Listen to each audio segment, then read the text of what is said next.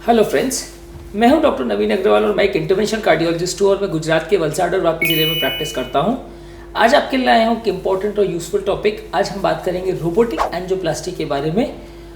ये टॉपिक क्या है, कैसा है, किस तरह का इसके यूजेज है, रोबोट के द्वारा एंजियोप्लास्टी करवाना क्या एक्चुअली फीजिबल है, पॉसिबल है या नहीं, टेक्नोलॉजी इंडिया में अवेलेबल है या नहीं, क्या कॉस्ट इसके हैं, क्या फ़ायदे इसके हैं और एक्चुअल में क्या है वो पैसा जो हम इसके लिए लगा ले रहे हैं वो वर्थ है या नहीं, उस बारे में बात करेंगे।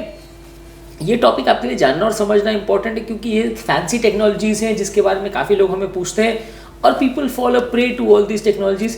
जब कोई एडवर्टाइज करता है कि हमारे पास ये रोबोटिक टेक्नोलॉजी अवेलेबल है और हमारे पास ये है, तो लोगों को लगता है कि यार इंसान से अच्छा तो रोबोट काम कर ही सकता है, तो डेफिनेटली कोई रोबोट है तो कुछ ज़्यादा अच्छा होगा। तो लोग उस 1 लाख या 2 लाख जो है रूटीन एंजियोप्लास्टी में खर्चा होता है उसके बदले 10 लाख भी पे करने को तैयार हो जाते हैं सिर्फ रोबोट से करवाने के लिए। वो प्लास्टिक बेटर हो रही है कि नहीं इस बारे में कुछ पता हो चाहे नहीं हो, लोग फैंसी चीज़ों के पीछे ज़्यादा जाते हैं। बेसिकली मार्केटिंग वर्ल्ड ही ऐसे वर्क करता है। आज हम बात करेंगे टॉपिक एक्चुअली यूज़फुल है या नहीं, वो टेक्नोलॉजी एक्चुअली आपके लिए यूज़फुल है या नहीं, उतना खर्चा जो आप एक्स्ट्रा उसके लिए कर रहे हैं वो वर्थ इट है या नहीं। और हम बात करेंगे ये टेक्नोलॉजी किन लोगों को इसके लिए जाना चाहिए, इफ़ एट ऑल, किसको एक्चुअल में फ़ायदा है, डॉक्टर को या आपको इस टेक्नोलॉजी को यूज़ करने से। ये टॉपिक इंपॉर्टेंट और क्लिनिकली यूजफुल आपके लिए होने वाला है, इसलिए आई वुड एक्सपेक्ट कि आप इस टॉपिक को एंड तक देखिए। और जो लोग मेरे चैनल पे नए हैं, आई वुड रिक्वेस्ट कि मेरे चैनल को सब्सक्राइब करें ताकि इस तरह का क्लिनिकली यूजफुल कंटेंट जब भी हम आपके लिए लाएँ तो आप उसको नोटिफिकेशन आपको तुरंत मिल जाए और आप उसको चैनल को पर उस कंटेंट को देख सकें और उसका लाभ ले सकें, उससे एडवांटेज ले सकें। तो आते हैं आज के टॉपिक पर, रोबोटिक एंजियोप्लास्टी के बारे में। बेसिकली रोबोटिक एंजियोप्लास्टी क्या होता है? इसमें ये होता है कि एक मशीन होती है जिसके रोबोटिक आर्म्स होते हैं, मल्टीपल आर्म्स पेशेंट की बॉडी के अराउंड लगा दिया जाता है। एक बड़ी मशीन होती है, उसके 2 पार्ट्स होते हैं, एक रोबोटिक पोर्शन होता है और एक कंसोल पोर्शन होता है। बेसिकली काम तो आदमी को ही करना है, बस ये है कि हाथ जो यूज़ होंगे वो आदमी के जो हाथ है उसके बदले रोबोट के आर्म्स यूज़ होंगे। बैठना तो उसमें भी ऑपरेटर को ही पड़ेगा। हाँ, ये है कि ऑपरेटर कहीं और बैठा होगा, ऑपरेटर ज़रूरी नहीं है कि पेशेंट के साथ हो।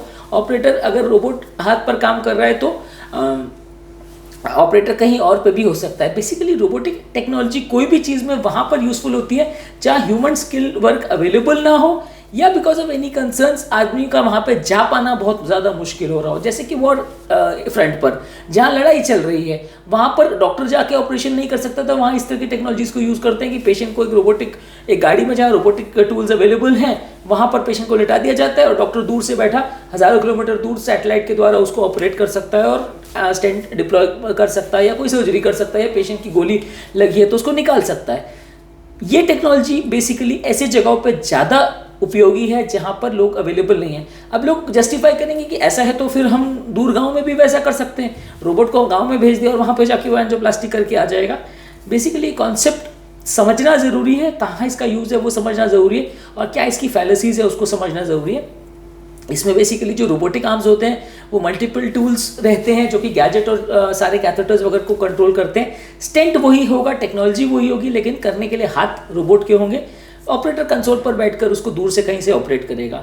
बेसिकली इंडिया जैसी कंट्री में जहाँ डॉक्टर्स इजीली अवेलेबल हैं, जहाँ कार्डियोलॉजिस्ट के अपॉइंटमेंट के लिए आपको एक दिन भी वेट नहीं करना पड़ता, वहाँ पे इसका ज़्यादा सेंस नहीं है।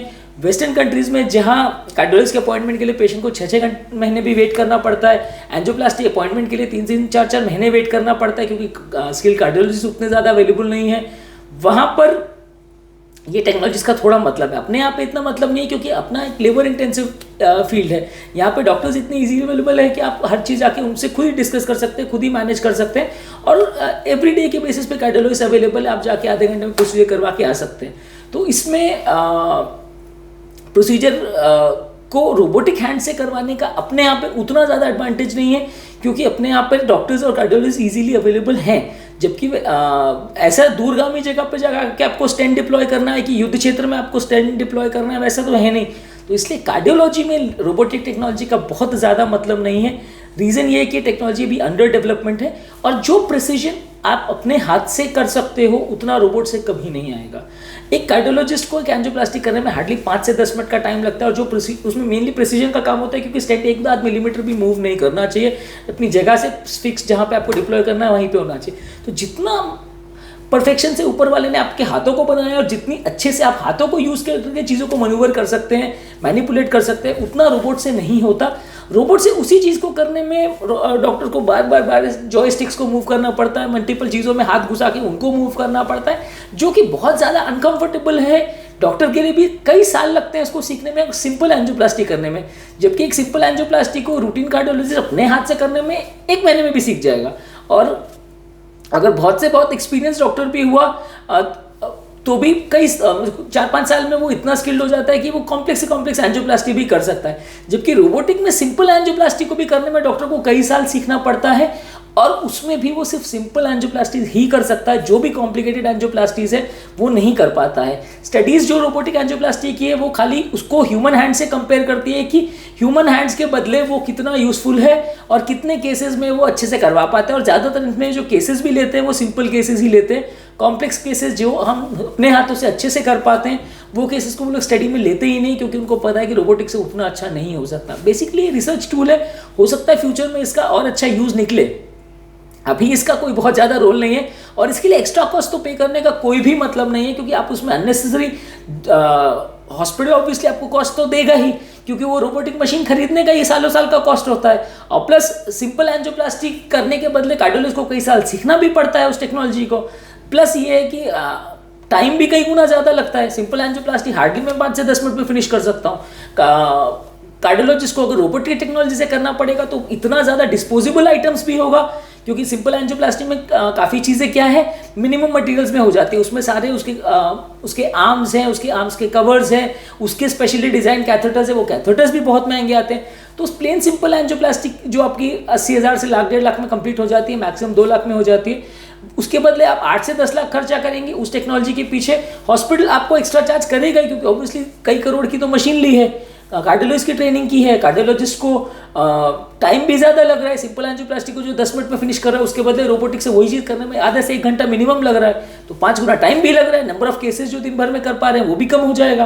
तो डेफिनेटली हॉस्पिटल आपको कई गुना चार्ज लेगा, पर आपको रिजल्ट अच्छा मिल रहा है कि नहीं वो नहीं है, बिल्कुल आपको रिजल्ट वही मिलेगा, और अदर जो मिल रहा है उससे खराब ही मिलेगा। आपको जो सिंपल हैंड के द्वारा एंजियोप्लास्टी डॉक्टर करेगा उससे आपको रिजल्ट खराब ही मिलेगा।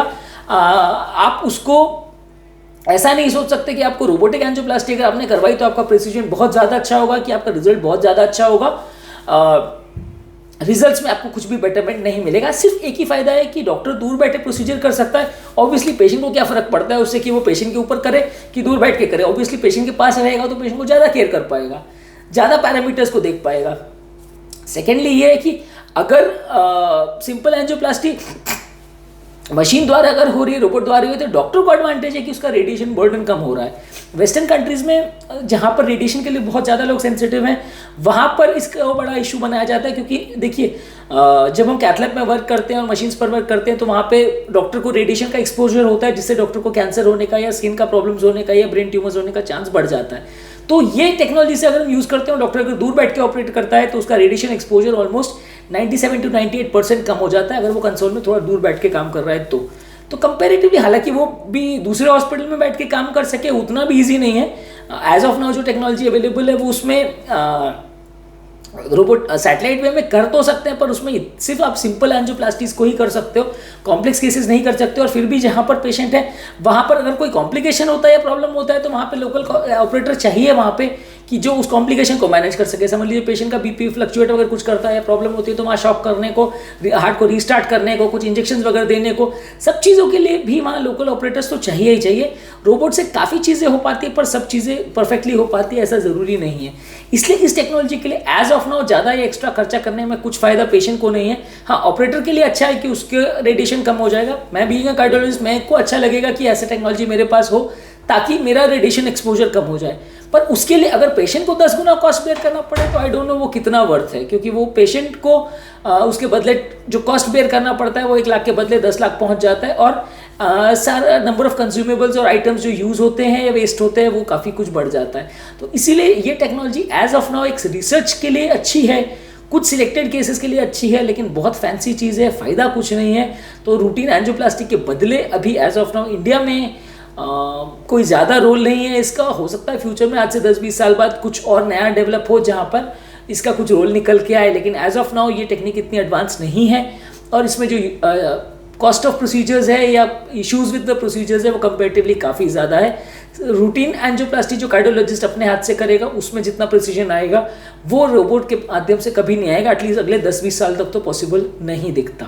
तो इस टॉपिक के माध्यम से मैंने आपको बताने की कोशिश की कि रोबोटिक एंजियोप्लास्टी भले दिखती फैंसी है लेकिन उसके लिए जाने का बहुत ज़्यादा मतलब नहीं है। रीज़न बीइंग कि आपका खर्चा 10 गुना बढ़ जाएगा लेकिन आपको कुछ फ़ायदा होगा वो नहीं है। हाँ, बस ये है कि आप जाके किसी के सामने ब्रैग कर सकते हो कि साहब पहले तो एंजियोप्लास्टी रोबोट से करवाई, हाथ से का तो टच भी नहीं करवाया, मैं तो सिर्फ रोबोट से करवाई। तो वो ब्रैग करने के लिए अच्छा है या किसी को आपको बखान करना हो उसके लिए अच्छा है, लेकिन एक्चुअल में उसकी कोई यूटिलिटी है जिसके लिए आप 10 लाख रुपए या 10 गुना खर्चा पे कर रहे हो, 5 गुना खर्चा पे कर रहे हो, उसका कोई वर्थ नहीं है। तो एज ऑफ नाउ ऐसी टेक्नोलॉजीज़ के लिए जाने का कोई मतलब नहीं है। हाँ, फ्यूचर में अगर कुछ नया रोल डेवलप होता है तो डेफिनेटली हो सकता है इसका कुछ स्कोप बने, पर as of now conventional cardiology practice में इसका कोई ज़्यादा रोल नहीं है। नया है तो बेहतर है, वो हर चीज़ में अप्लाई नहीं होता। आपको ये सोचने की मतलब ऐसा नहीं है जैसे मोबाइल फ़ोन में होता है कि नया मोबाइल फ़ोन पुराने से तो कुछ बेटर फीचर्स ही देगा। ऐसा हार्ट और साइंस की टेक्नोलॉजी में हमेशा ज़रूरी नहीं है। नई टेक्नोलॉजी आती ज़रूर है और over a period of time वो चीज़ों को डोमिनेट ज़रूर करती है, लेकिन हर चीज़ों की अपनी लिमिटेशंस और प्लस माइनस होती है। और जो सर्जरी अपने हाथ से होती है, सर्जन जो करता है या एंजियोप्लास्टी जो हम अपने हाथों से करते हैं, उसके कंपैरिजन में रोबोट से उतना प्रिसीजन नहीं आ सकता। At least as of now science इतना डेवलप तो नहीं है। हमारे चैनल का बेसिक कॉन्सेप्ट ये है कि हार्ट और हेल्थ से रिलेटेड साइंटिफिकली करेक्ट और यूजफुल इन्फॉर्मेशन हम आपके लिए क्लिनिकली अवेलेबल करते हैं, ताकि इस तरह के कंटेंट के लिए आपको जगह जगह भटकना ना पड़े, डॉक्टर्स, फ्रेंड्स और रिलेटिव्स पर, गूगल पर डिपेंडेंट ना होना पड़े, क्योंकि डॉक्टर्स अपने टाइम कंस्ट्रेंट की वजह से सारी इन्फॉर्मेशन नहीं दे पाते। फ्रेंड्स और रिलेटिव्स और गूगल से मिली हुई आधी इन्फॉर्मेशन कई बार इनकम्प्लीट होती है, जिसको फॉलो करने से कई बार फायदा होने के बदले नुकसान भी हो जाता है।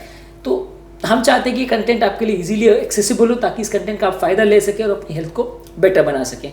यदि आपको हमारे चैनल का कंटेंट अच्छा लगता है तो वीडियो को लाइक कीजिए, चैनल को सब्सक्राइब कीजिए। यदि आपको लगता है कि कंटेंट आपके फ्रेंड्स और रिलेटिव्स के लिए यूजफुल है तो इसको लिंक को उनके साथ शेयर कीजिए। और आपको लगता है कि हमें फ्यूचर में कोई और टॉपिक्स पर वीडियोस बनाने चाहिए तो नीचे डिस्क्रिप्शन बॉक्स में उनको बारे में हमें बताइए।